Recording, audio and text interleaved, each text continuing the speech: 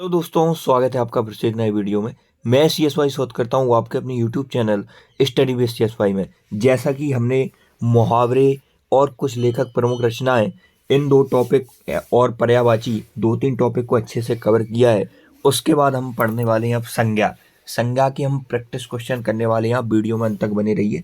साथ में हम और भी अतिरिक्त फैक्ट आपको बताएंगे। बहुत कम समय में अच्छा कंटेंट आपको इस चैनल पर प्रोवाइड किया जा रहा है। चाहे यूपी पुलिस हो चाहे SSC GD, उसमें संज्ञा से क्वेश्चन 1 से 2 आना तय है। तो स्टार्ट करते हैं आज का वीडियो। पहला क्वेश्चन है हमारा, विद्वान विशेषण से बनी भाववाचक संज्ञा है। तो विद्वान विशेषण से बनी भाववाचक संज्ञा क्या है? तो भाववाचक संज्ञा वो होती है जिन्हें हम केवल महसूस कर सकते हैं, केवल अपने भाव में महसूस कर सकते हैं, उन्हें छू नहीं सकते हैं, उन्हें कहते हैं भाववाचक संज्ञा। तो विद्वान विशेषण से बनी विद्वता, विद्वता एक भाववाचक संज्ञा है। इसके बाद हम बात करने वाले हैं इन शब्दों में भाववाचक संज्ञा शब्द कौन सा है? तो मित्रता, पंडित, इच्छुक और चलना। तो इसमें से क्या है भाववाचक संज्ञा? तो मित्रता है। मित्रता क्या है? एक भाववाचक संज्ञा है। चलना एक क्रिया हो जाएगी आपकी। पंडित एक जातिवाचक संज्ञा हो जाएगी। और इसके बाद नेक्स्ट हम बात करने वाले हैं तीसरे क्वेश्चन की, कोयला में संज्ञा शब्द का भेद बताएं। कोयला कौन सी संज्ञा है? तो कोयला है आपकी जातिवाचक संज्ञा। कोयला में संज्ञा शब्द का भेद बताएं। तो कोयला क्या है? जातिवाचक संज्ञा। व्यक्तिवाचक संज्ञा क्या होती है? जिसमें किसी एक विशेष व्यक्ति के बारे में बताया जाए, जैसे हिमालय। तो हिमालय क्या है? आपका व्यक्तिवाचक संज्ञा है। लेकिन यदि हम पर्वत बोल दें तो पर्वत क्या हो जाएगा? जातिवाचक संज्ञा, क्योंकि स्पेशल किसी पर्वत का नाम नहीं लिया हमने। पर्वत में सारे पर्वत आ गए, चाहे वो हिमालय हो, चाहे नागा पर्वत हो, कोई सा भी पर्वत हो, उसमें सारे पर्वत आ गए। लेकिन स्पेशली रूप से हमने हिमालय बोल दिया तो आप हिमालय की ओर इशारा करें कि इसकी सबसे लंबी चोटी का नाम माउंट एवरेस्ट है, तो उस ओर उत्तर में स्थित है। तो इस हिमालय मतलब एक व्यक्ति का नाम हो गया। समूहवाचक संज्ञा जैसे टीम है, तो टीम में 11 मेंबर होते हैं। क्रिकेट की टीम है, हॉकी की टीम है, पुलिस है, पुलिस भी एक ग्रोह में रहती है। इस प्रकार समूह की जब बात हो तो समूहवाचक संज्ञा। और भाववाचक संज्ञा हमने बताया ही है। चौथा क्वेश्चन, मिठास शब्द है। मिठास शब्द में कौन सी संज्ञा है? तो मिठास शब्द में भाववाचक संज्ञा है। मिठास एक भाव है, किसी व्यक्ति का नाम नहीं है, ना किसी जाति का नाम है, ना मिठास समूह है। यह क्या है? एक भाववाचक संज्ञा है। महात्म्य शब्द है। तो महात्म्य शब्द क्या है? क्रिया है कि जातिवाचक संज्ञा है कि व्यक्तिवाचक के भाववाचक संज्ञा? तो महात्म्य भी आपकी भाववाचक संज्ञा हो जाएगी। इसके बाद हम नेक्स्ट बात करने वाले हैं 6 नंबर क्वेश्चन की, निम्नलिखित में से किस विकल्प में सभी शब्द भाववाचक संज्ञाएं हैं? पहला ऑप्शन यदि हम देखें, धैर्य, चतुराई और राधेश्याम, तो इसमें राधेश्याम एक व्यक्तिवाचक संज्ञा हो जाएगी। तो ऑप्शन नंबर ए होगा नहीं, इसमें पूछा है सभी शब्द भाववाचक संज्ञा है। इसके बाद हम दूसरे की बात करें तो वृक्ष, वृक्ष एक आपकी जातिवाचक संज्ञा हो जाएगी। इसके बाद आय, साधना, ऊंचाई। इसके बाद एक गाय, गाय आपकी क्या हो जाएगी? जातिवाचक संज्ञा हो जाएगी। तो ऑप्शन नंबर सी के साथ आप चले जाएंगे। आय, साधना और ऊंचाई ये सारे क्या होते हैं? भाववाचक संज्ञा होते हैं। 7 नंबर क्वेश्चन, निम्नलिखित में से किस विकल्प में सभी शब्द व्यक्तिवाचक संज्ञा हैं? सभी शब्द व्यक्तिवाचक संज्ञा हैं। तो ममता, ममता इसमें व्यक्तिवाचक संज्ञा नहीं है, ममता एक प्रकार का भाव हो जाएगा। इसमें पन्नालाल, हिमालय, इसमें आम, साधना। ऑप्शन नंबर सी की बात कर लें तो आम, साधना नहीं है, इसमें ऊंचाई नहीं है, इसमें मूर्खता नहीं है। तो ऑप्शन नंबर बी के साथ आप चले जाएंगे, 7 का बी, क्योंकि पन्नालाल भी एक नाम होगा और राधेश्याम भी। और जैसा कि हमने हिमालय डिस्कस किया था तो हिमालय एक पर्वत का नाम हो गया। तो यह एक ही पर्वत की ओर इशारा करते हुए यह व्यक्तिवाचक संज्ञा हो गए। व्यक्तिवाचक संज्ञा। 8 नंबर क्वेश्चन, निम्नलिखित में से कौन सी भाववाचक संज्ञा है? तो लड़का, लड़का क्या हो जाएगा? आपकी जातिवाचक संज्ञा हो जाएगा। भारत एक देश का नाम है, एक विशेष व्यक्ति की ओर या देश की ओर संकेत कर रहा है, व्यक्तिवाचक संज्ञा हो जाएगा। मित्रता और कायर, मित्रता और कायर में से क्या होगा? तो मित्रता, मित्रता एक प्रकार का भाव है, तो मित्रता क्या हो जाएगा? आपका भाववाचक संज्ञा हो जाएगा। 9 नंबर क्वेश्चन, देश को हानि जय चंदों से होती है, रेखांकित में संज्ञा है। तो इसमें कौन सी संज्ञा है? इसमें है जातिवाचक संज्ञा। कौन सी संज्ञा है इसमें? इसमें है आपकी जातिवाचक संज्ञा। जयचंद, जयचंद यहाँ किसी का नाम ना होकर कभी कभी क्या होता है कि जो व्यक्तिवाचक संज्ञा है वो जातिवाचक संज्ञा के रूप में कार्य करती हैं। कैसे करती हैं? जैसे जयचंदो, तो जयचंदो यहाँ पर एक गद्दारों, एक जयचंद ने गद्दारी की थी इतिहास में, तो उसकी ओर इशारा करते हैं, गद्दारों की ओर। तो यह एक प्रकार की जाति बता रहा है गद्दारों की, तो यह क्या होगा? जातिवाचक संज्ञा हो गया। नेक्स्ट हम बात करने वाले हैं 10 नंबर, लड़का शब्द में प्रत्यय जोड़ने पर भाववाचक संज्ञा कौन सी बनेगी। तो लड़ाई तो बन ही नहीं सकती, लड़की नहीं बन सकती, ये दो ऑप्शन तो हट गए। लड़कापन कोई वैसे शब्द नहीं होता है, तो इसकी यदि हम बात कर लें तो लड़कपन, लड़कपन एक भाववाचक संज्ञा बची।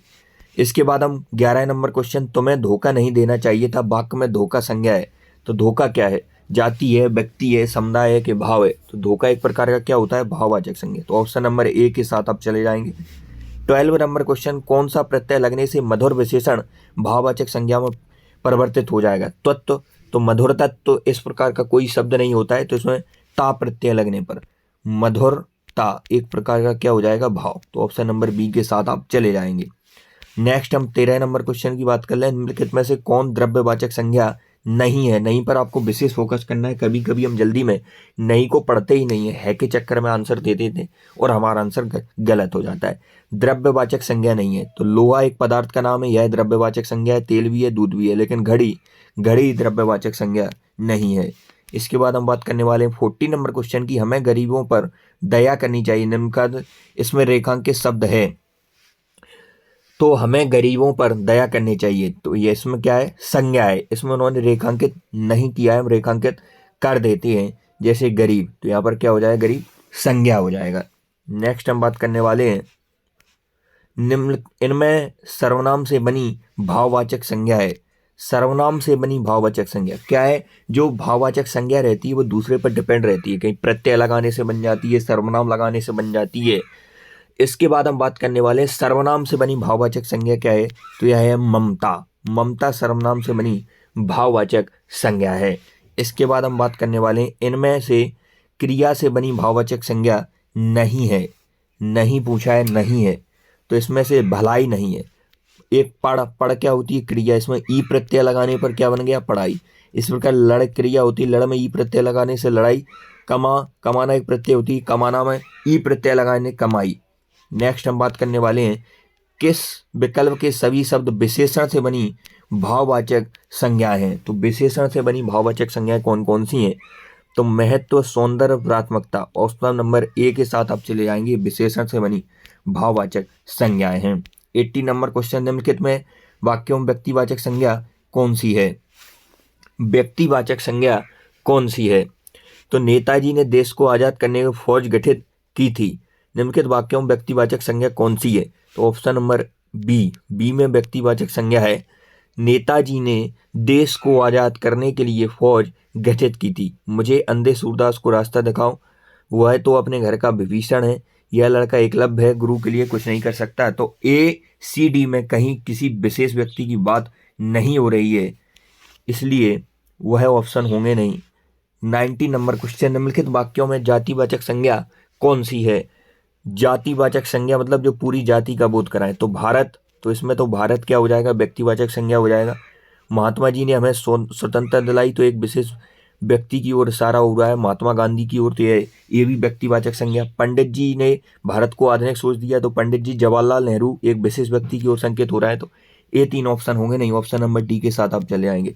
ये अपने घर के भीष्म पितामह हैं, अपनी बात से टस से मस नहीं। तो भीष्म पितामह यहाँ क्या है, एक व्यक्तिवाचक है, लेकिन इसका जातिवाचक संज्ञा के रूप में प्रयोग किया गया है, क्योंकि यहाँ भीष्म पितामह का उदाहरण लेकर ऐसा बताया गया भीष्म पितामह जैसे व्यक्ति हैं, मतलब अटल हैं ये। 20 नंबर क्वेश्चन, निम्नलिखित में से भाववाचक संज्ञा कौन सी नहीं है। नहीं है, नहीं है पर आपको विशेष फोकस करना है, तो विनम्र, विनम्र भाववाचक संज्ञा नहीं है। नेक्स्ट हम बात करने वाले हैं 21 नंबर क्वेश्चन की, कौन सा शब्द व्यक्तिवाचक संज्ञा नहीं है।